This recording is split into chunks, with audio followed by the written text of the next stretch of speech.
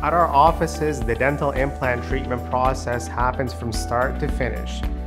We will always start the implant treatment process by making sure that you're healthy enough for implant treatment. So we'll send a medical history release to your doctor to make sure that you're healthy enough for implant treatment. Then we'll begin the process by having a 3D CT scan done in the office.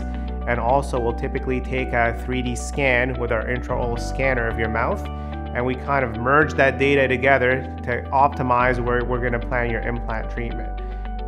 After that, you're going to come into the office. A typical single implant takes less than an hour in the office.